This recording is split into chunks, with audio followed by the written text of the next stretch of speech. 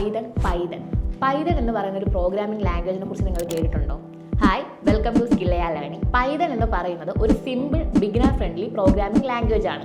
1991 Guido one റോസമാണ് ഇത് create ചെയ്തത്. Python ഒരു ബിഗിനർ ഫ്രണ്ട്ലി പ്രോഗ്രാമിംഗ് ലാംഗ്വേജ് ആയത് മെയിൻ ആയിട്ട് അതിന്റെ സിന്റാക്സ് കൊണ്ടാണ്. നോർമൽ ഒരു ഇംഗ്ലീഷ് പോലെ നമുക്ക് പൈതൺ എന്ന് പറയുന്ന പ്രോഗ്രാമിംഗ് ലാംഗ്വേജ് എഴുതാം.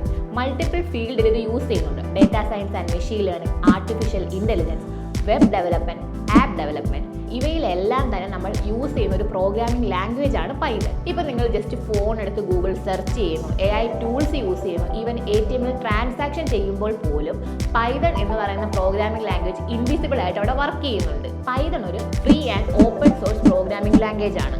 മറ്റുള്ള പ്രോഗ്രാമിംഗ് ലാംഗ്വേജിനെ അപേക്ഷിച്ച് നോക്കുമ്പോൾ ഒരു സിംഗിൾ ലൈൻസ് ഓഫ് കോഡ് വെച്ചിട്ട് തന്നെ നമുക്ക് പ്രോഗ്രാം ക്രിയേറ്റ് ചെയ്യാൻ പറ്റുന്നതാണ്. Python is not just a coding, ഇതൊരു ഫ്യൂച്ചർ സ്കില്ലാണ്. നിങ്ങൾ +2, ഡിഗ്രി, ഈവൻ PG ആണെങ്കിൽ പോലും പൈതൺ എന്ന് പറയുന്ന ഒരു പ്രോഗ്രാമിംഗ് ലാംഗ്വേജ് പഠിച്ചിട്ട് AI ഇൻ്റഗ്രേറ്റഡ് ആയിട്ട് നിങ്ങൾക്കൊരു പ്രോജക്റ്റ് തന്നെ ചെയ്യാൻ പറ്റും. മറ്റുള്ള പ്രോഗ്രാമിംഗ് ലാംഗ്വേജ് ആയിട്ടുള്ള ജാവ, C++ ഒക്കെ ഭയങ്കര കോംപ്ലിക്കേറ്റഡ് ആണ്.